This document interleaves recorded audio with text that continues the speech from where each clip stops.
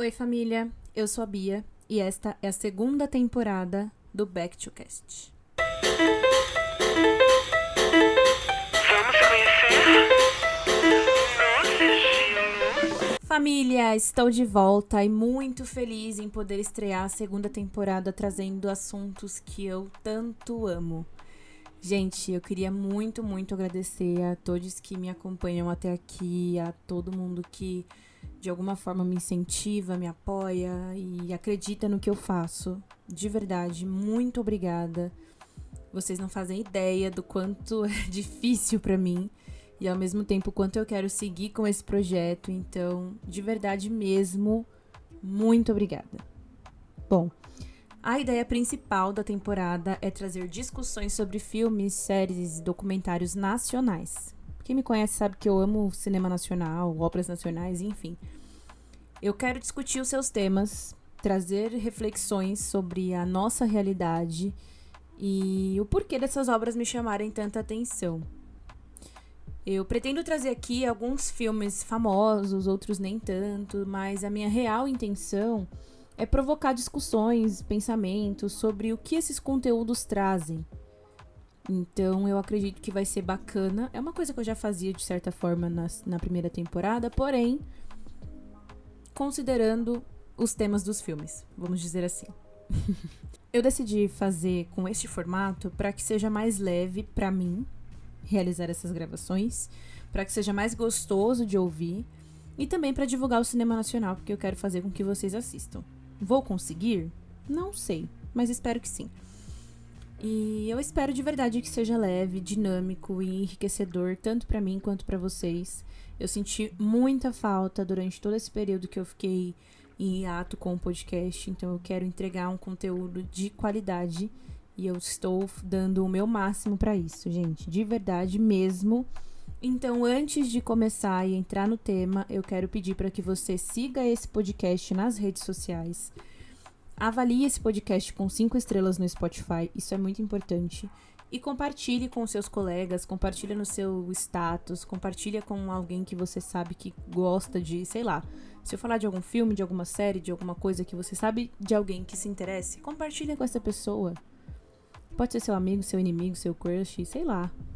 Mas ajuda a divulgar o trabalho de uma pessoa que gosta muito de fazer isso. Tá bom?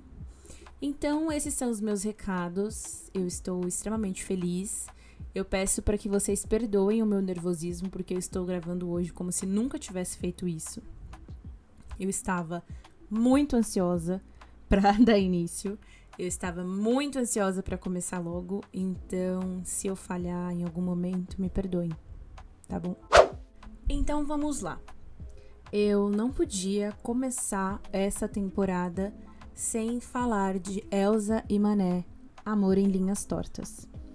Bom, todo mundo aqui sabe, eu espero que vocês saibam, que eu sou extremamente apaixonada e admiradora de toda a obra de Elza Soares, da pessoa Elsa, enfim, eu sou louca pela Elsa. E assim que eu soube da estreia desse documentário, é uma minissérie documental, na verdade, eu sabia que essa seria a primeira pauta de episódio da segunda temporada.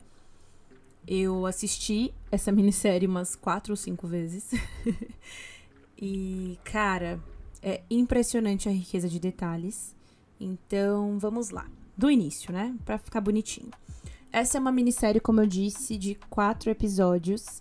Escrita, dirigida e roteirizada pela Caroline Zilberman. O roteiro também é do Rafael Pirro. Estreou no dia 4 de março de 2022 e até o momento é a maior estreia do Globoplay neste ano. Tá bom pra você? Bom, os 4 episódios eles seguem uma ordem cronológica da história, apresentando os personagens, como eles se conhecem e como essa história se encerra. Os episódios se intitulam Eu Vou Ganhar Essa Copa Pra Você, Eu Sou a Outra, Você Vai Se Arrepender de Levantar a Mão Pra Mim e 20 de Janeiro. Como essa série é recente, eu não quero dar tantos spoilers, eu não quero falar tanto pra vocês, entendeu? Eu não quero abrir, porque eu quero despertar realmente a curiosidade. Eu fiquei extremamente feliz quando eu soube que foi a maior estreia do Globoplay, porque eu acho foda as pessoas estarem acessando esse conteúdo, as pessoas se interessarem. Esse foi um dos melhores documentários que eu já vi, principalmente pela riqueza de detalhes. A gente tá falando aqui de uma história que se inicia na década de 40, 60, 80. Então, assim, são muitos detalhes que eles trouxeram e eu achei incrível, de verdade mesmo. Mas vamos lá. Eu vou apresentar pra vocês esses personagens, vou contar um pouquinho através das minhas opiniões, o que acontece nessa obra. E aí, até o final, eu convenço vocês a assistirem. Assim espero. Começando por Mané Garrincha. Nascido em Pau Grande, uma cidade operária no meio da roça, Mané começou a sua carreira profissional no futebol apenas aos 20 anos de idade, o que é um início tardio para quem joga futebol.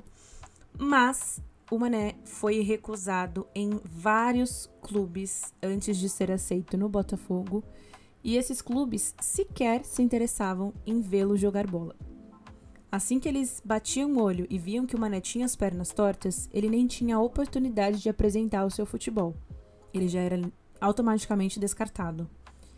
Mas o Botafogo resolveu dar essa oportunidade para ele e ele se tornou um fenômeno nacional.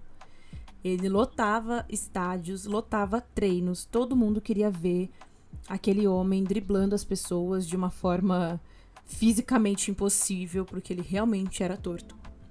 Ele levava o público a delírio, assim. Era inacreditável o que o Mané fazia com a bola. E antes de iniciar essa carreira, ele já tinha 7 filhas. Trabalhava numa fábrica de tecido. Era um cara irresponsável, vamos dizer assim.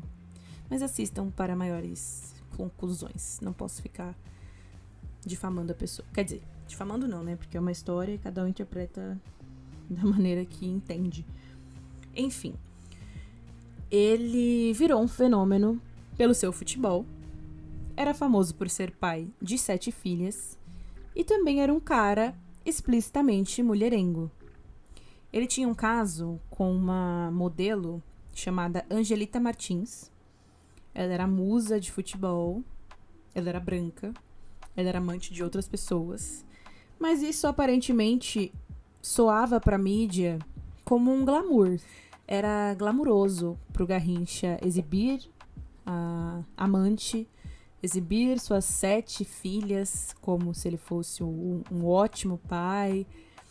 Enfim, quando ele inicia os trabalhos no Botafogo, ele se muda pro Rio de Janeiro e a família dele, a esposa e as filhas, continuam em Pau Grande. Então ele vive ali aquela vida dupla. E por mais que ele fugisse várias vezes para Pau Grande para pescar e beber e tudo isso fosse acobertado pela mídia, ele vivia no Rio também e continuava ali com seus relacionamentos extraconjugais. E além dos preconceitos que o Mané sofria por conta da sua condição física, existia também um preconceito por conta da sua personalidade, vamos dizer assim.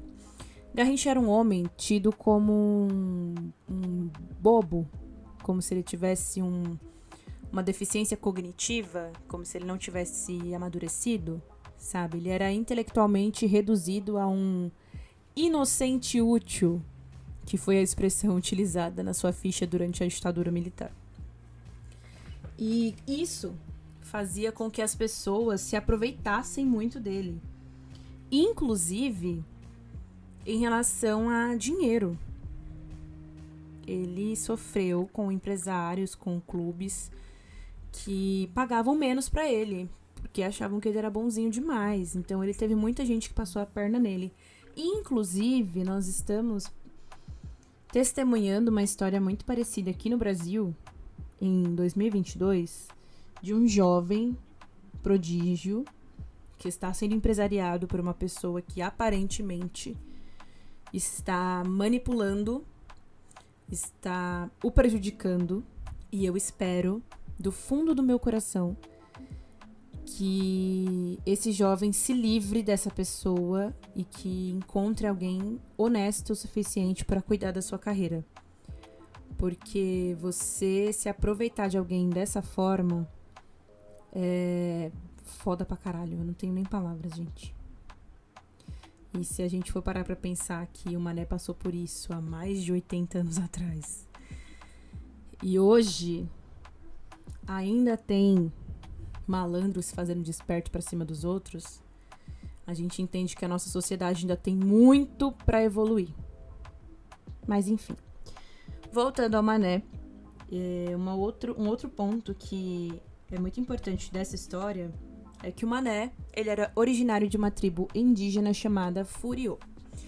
Nessa tribo, eles tinham um costume de apartar o choro da criança com uma mistura de canela de pau, mel de abelha e cachaça. É isso mesmo. Eu não estou aqui para questionar os costumes indígenas, mas o próprio Mané diz neste documentário que ele se viciou em álcool desde os 10 anos de idade por conta desse costume. Ou seja, aos 10 anos ele já identificou um alcoolismo. Ele morreu aos 49 anos, então são 39 anos de vício.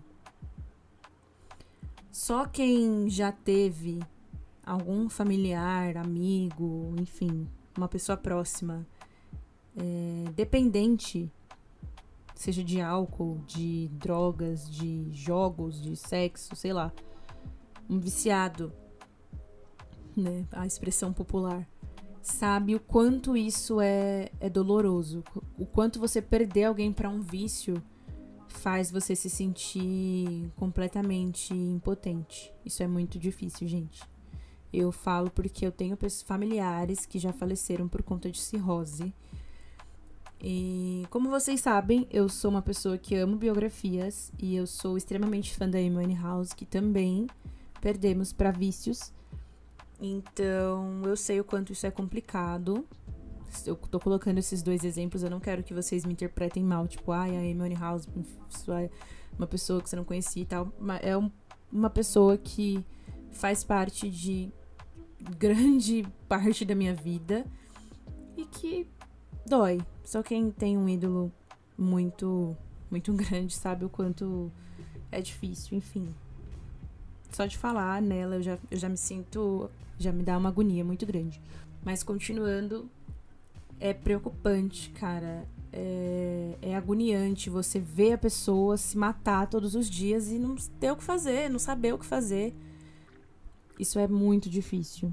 E como a gente, fazendo uma continha básica aqui, entende que o Garrincha viveu 39 anos da sua vida dependente de álcool.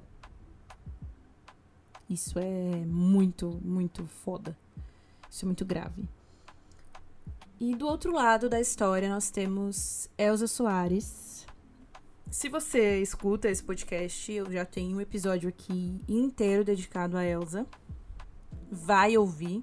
Inclusive, eu pretendo revisitar esse episódio, ver tudo que eu disse, que eu não disse, o que eu posso ainda acrescentar nessa história e refazê-lo de uma outra maneira. Estou estudando essa possibilidade para refazer isso, mas enfim. Se você não ouviu o episódio que eu conto a história da Elza, vou resumir aqui de novo.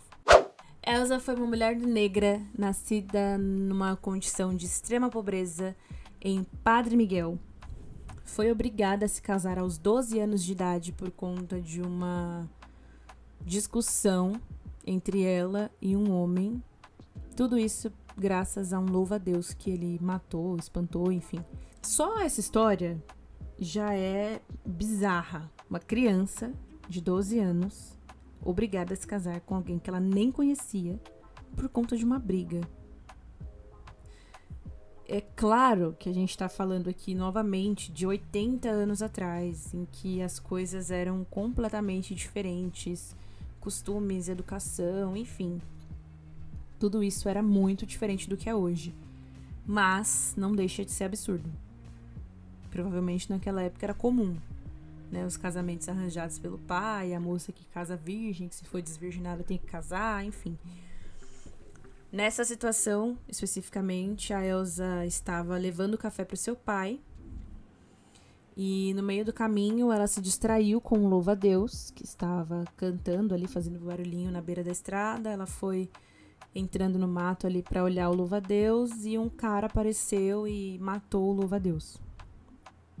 E ela ficou muito brava, foi para cima do cara, começaram a se bater e nisso o pai dela percebeu que ela estava demorando, resolveu encontrar ela no caminho e aí viu essa briga, achou que eles estavam transando no mato e obrigou ela a se casar com ele.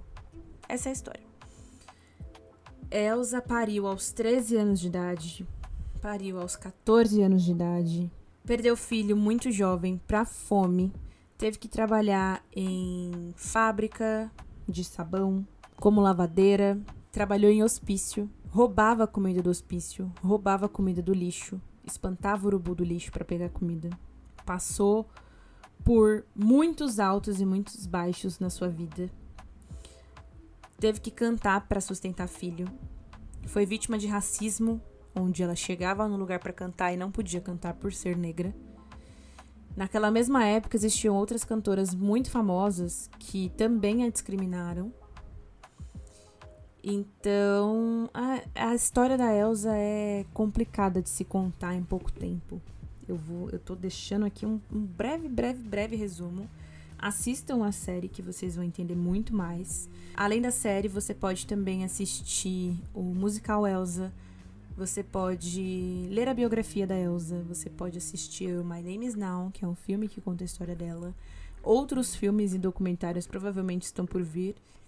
Enfim, até enredo de escola de samba você consegue entender muito bem o que ela passou. Mas, entre todos esses altos e baixos, eis que o encontro acontece quando Milton Santos convida a Elsa Soares para ser a madrinha do Garrincha em um concurso de popularidade, cujo prêmio era um automóvel de última geração. Isso aconteceu em janeiro de 1962. Bom, nessa época a Elsa vendia muito disco, Garrincha estava no auge e ele ganhou o concurso.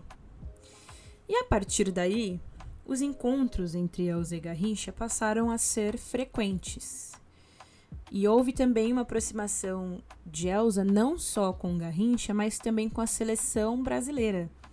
Ela passava a ser convidada a ser atração durante a concentração dos jogos. Então, a seleção se hospedava em um hotel, por exemplo, para fazer treinos de concentração para a Copa do Mundo. E aí iam mágicos, músicos, cantores para fazer ali um show para os jogadores e tal. E nisso a Elsa era parte dessas atrações, então ela ficava muito próxima do Garrincha. E ele também se aproveitava muito da situação, porque ele queria muito estar perto dela. Então eles foram se apaixonando. Porém, isso não foi bem visto pela mídia, por todo mundo, no caso. E aí, numa dessas visitas à concentração, rolou um beijo entre os dois. E após esse beijo, Garrincha prometeu a crioula, como ele chamava a Elsa, que ganharia a Copa para ela. E essa promessa se cumpriu. Graças ao Garrincha, o Brasil foi campeão do mundo. Imagina você ganhar uma Copa, gente. Quer dizer, ganhar assim, né? Ter uma Copa dedicada pra você, que chique. Mas Garrincha era um cara casado e Elsa se tornou a outra. Mas como eu disse na apresentação do Garrincha, ele já era um cara tido como mulherengo, tinha várias amantes. O cara tinha um filho sueco. Vocês têm noção? O Botafogo fez uma excursão pra Suécia. Ele teve um filho com uma cabeleireira. E ele não sabia nem o nome da mulher, gente. Mas ele teve um filho com ela. E a embaixada da Suécia bateu no Botafogo pra colher o DNA e depois pra pedir que ele abrisse mão completamente da guarda daquele filho. E ele fez isso porque ele nem sabia que ele tinha tido um filho, mas enfim. E tudo isso era visto pela mídia como normal. Era normal. Por quê? Porque vez ou outra ele voltava para Pau Grande, levava presentes para suas filhas, os jornalistas que eram torcedores do Botafogo e amigos do Mané iam lá, faziam fotos, faziam matéria, todo mundo ficava feliz. E ele voltava para o Rio de Janeiro e continuava a sua vida boêmia. Mas, quando ele conhece a Elsa, ele realmente se apaixona. E aí, a coisa muda. Porque a Elsa não é branca, a Elsa não é sueca, a Elsa é uma das maiores cantoras do Brasil. Porém, eles são extremamente perseguidos, tanto pela mídia, amigos, contratantes de shows, torcedores do Botafogo, torcedores da seleção brasileira, ditadura, enfim. São diversas perseguições que o casal é alvo. E a partir dessas perseguições, o relacionamento vai se desenrolando entre canções que são feitas pro Mané. Exposição em rádio. Gente, é uma coisa absurda. Absurda. Se você for parar pra pensar que naquela época a comunicação era via rádio, jornal e TV. Quem tinha TV, né? Que era muito raro. Mas enfim. Se você parar pra pensar que essa era a comunicação e que esses 3 meios só sabiam falar desse relacionamento e colocar a Elsa como a destruidora de lares, como a vagabunda, como a prostituta. E aí começaram a associar a Elsa aos problemas que o Garrincha estava tendo no joelho. Ele começava a apresentar uma queda muito expressiva no seu rendimento no futebol e passavam a culpar a Elsa por isso. Então, os torcedores ficavam revoltados com ela. Iam nos shows dela pra xingá-la, saca? Cara, eu não sei de verdade como essa mulher aguentou. E no meio de toda essa perseguição, lembram que ele era alcoólatra desde os 10 anos de idade? Pois bem, a bebida continuou a acompanhar o Mané. E isso trouxe também muitos problemas para esse relacionamento. Muitos problemas para a condição física dele, que já estava se deteriorando. E mesmo todo mundo sabendo que ele era alcoólatra, todo mundo sabendo que ele tinha um problema no joelho, a culpa dele não jogar futebol era Elsa Soares. Isso atrapalhou a carreira dela, isso atrapalhou a vida dela, isso fez com que ela perdesse muito dinheiro, mas ela estava errada porque ele era o ídolo nacional e ela era mulher. As pessoas diziam que ela se aproveitava dele, quando na verdade o papel que a Elsa tinha na vida do Mané era um papel de esposa, de mãe, de empresária, de médica, de terapeuta, de tudo. Porque era ela que brigava por um salário justo pra ele. Ele era campeão mundial e recebia menos do que os outros caras. Era ela que tentava arrancar a garrafa de bebida da mão dele e apanhava. Era ela que cuidava dele, dava banho de loja, banho nele. A mãe das filhas dele faleceu e ela que cuidou de tudo. Mas, infelizmente, o vício foi mais forte do que tudo isso. Eles se separaram. E antes dessa separação, um outro ponto que é bem forte é que a Elsa perdeu a mãe por conta do vício do Mané. Num acidente de carro, onde ele estava dirigindo embriagado, a mãe da Elsa faleceu. Então, é muita coisa que ela passou pra manter esse relacionamento, pra seguir com esse relacionamento, porque o plano da vida da Elsa realmente era envelhecer ao lado dele. E quando o relacionamento deles acabou, a mídia começou a manipular para que eles voltassem. Ele rapidamente arrumou uma outra esposa, teve outra filha. Ele chegou a ter um filho com a Elsa porque ela prometeu para ele que daria um filho homem para ele se ele parasse de beber. E essa promessa não foi cumprida. E para proteger o filho, a Elsa decidiu se separar dele. Ele rapidamente arrumou outra mulher, teve outra filha, mas a saúde dele já estava assim completamente frágil. Ele não conseguia andar direito. Ele não conseguia segurar uma bola, ele não conseguia subir uma escada. E todo mundo tentava ajudar ele, cara. E não teve jeito. Não teve jeito, infelizmente. É muito triste falar isso. Sendo muito sincera, eu nunca tinha me aprofundado tanto na história dele, mas é muito triste você ver uma pessoa se acabar desse jeito, saca? É realmente muito triste. E ainda mais, no meu caso, como eu sou muito fã da Elsa, parando pra pensar que além dele se afundar, ele levou pra esse fundo de poço uma pessoa que fez de tudo, moveu céus e terras pra tentar ajudá-lo. Então é realmente muito foda, muito triste, muito complicado de se acompanhar. É uma história bem, bem foda mesmo. E, bom, já falei muito, muito mais do que eu gostaria, inclusive, porque a minha intenção é realmente fazer com que vocês assistam. Então, a partir daí, para que vocês vejam tudo com mais detalhes, entendam muito mais dessa história, peço que assistam o documentário. Gente, é super rápido. 3 horas e 42 minutos no total. Vocês assistem todos os episódios. Acaba quando termina, literalmente. Porque mesmo com a morte do Garrincha, o documentário segue até o fim da vida de Elsa. Então, vale muito a pena ver.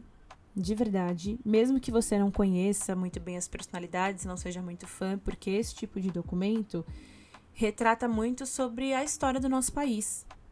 Comportamentos, o que acontecia em determinada época, como eram tratadas as pessoas negras há 80, 70, 60 anos atrás. Quantas coisas mudaram, como o homem era visto, como é visto hoje. São diversas reflexões que a gente pode ter a partir disso. Então, vale muito a pena assistir, gente, de verdade. E caso vocês queiram ver e depois trocar uma ideia comigo, a gente pode fazer ou um episódio complementar sobre isso.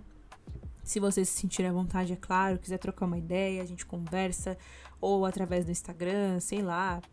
Fiquem à vontade, vai ser um prazerzaço pra mim conversar sobre isso. Então, assistam mais uma vez. Um pedido, uma apelação.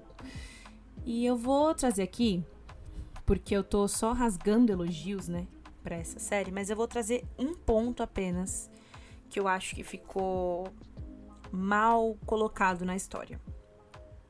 A gente fã da Elsa, sabe que ela não gostava de falar sobre a violência, não gostava de tocar em vários assuntos, não gostava de falar muito sobre algumas coisas, mas eu acho que isso deveria ter sido mostrado de uma forma mais incisiva, vamos dizer assim. Porque do jeito que é apresentado no documentário, parece que foi uma situação em que houve uma violência e eles se separaram. E não foi assim. Pensem que uma pessoa viciada pode ficar agressiva. Uma pessoa viciada, ela pode ter comportamentos muito agressivos. E a gente tá falando de um homem forte contra uma mulher mais velha que ele. E tendo uma condição física bem inferior, vamos dizer assim. E mesmo ela dizendo que ela apanhava, ela batia, ela não quer ser vista como uma coitada, eu duvido que expor essa relação de violência do relacionamento faria com que a Elsa fosse vista como uma coitada. Coitado era ele, que era o doente. Ela foi uma leoa, forte pra caramba, pra aguentar tudo isso e ainda tentar salvar a vida dele, sabe? E passar por violência, por agressões, perda da mãe, perda da carreira, perda da credibilidade nacional. Enfim, ela perdeu muito nesse relacionamento. E eu acho que isso deveria ter sido mostrado de uma forma mais incisiva, principalmente para que o Brasil veja que um dos seus grandes ídolos era, na verdade, um agressor. Enfim, eu acho que esse foi o único ponto que deixou a desejar, mas de resto é incrível como eles conseguiram. A Caroline, de verdade, eu queria dar meus parabéns, porque é um roteiro muito bem feito, é uma produção muito bem colocada. Os depoimentos, eu acho foda pra caralho ter depoimentos, porque assim, tudo isso que eu tô falando aqui, gente, é baseado nas entrevistas que são feitas durante o programa. E não são apenas familiares da Elsa. Assim, existem pessoas ligadas aos dois lados. Então tem o biógrafo da Elsa Soares, o biógrafo do Mané Garrincha, filha do Garrincha, neta da Elsa, neta filho da Elsa, pessoas que jogaram com Garrincha, que estiveram com ele na seleção, que fizeram parte de clubes que ele jogou, enfim. Historiadores, tem muita coisa detalhada neste documentário, então eu acho isso incrível. Eu sou apaixonada por audiovisual e eu acho incrível quando você consegue contar uma história de forma clara, coesa e com evidências, com testemunhos. Isso é sensacional. Então, meus parabéns a essa produção. Está disponível no Globoplay, como eu disse, é um documentário original da Globoplay. Então, é rapidinho, como eu falei, dá pra assistir de boa, ou dá pra assistir aos poucos. Tentem assistir e parar pra pensar nesses pontos que eu disse sobre o machismo naquela época, sobre o racismo, sobre a questão de como a mulher é tratada, de como a mulher foi vista, de como ela teve que se reinventar muitas vezes, como ela teve muitos altos e baixos na carreira e mesmo assim cantou e resistiu até os seus 92 anos de idade, quando partiu exatamente 39 anos após a morte do Garrincha, na mesma data. Muitas pessoas não consideram e não gostam que as pessoas digam que o Mané foi o grande amor da vida da Elsa, mas ela dizia isso. E eu não tô aqui pra confrontar as opiniões dela. Não tô aqui também pra passar pano pra um cara que era agressor. Mas cada um que tire as suas próprias conclusões, não é mesmo? Eu, mais uma vez, reforço e eu peço para que vocês assistam. Estou extremamente feliz em poder trocar essa ideia com vocês. Mais uma vez eu peço desculpas pelo meu nervosismo. Tô nem conseguindo falar mais direito. Deixando assim um leve spoiler. Essa deve ser, sei lá, só hoje. Vou ser bem, assim, sincera. Eu comecei a tentar gravar esse episódio, eram 14h, mais ou menos. E agora são 23h55. Então eu faço isso por amor, gente. De verdade. Tudo feito com muito carinho.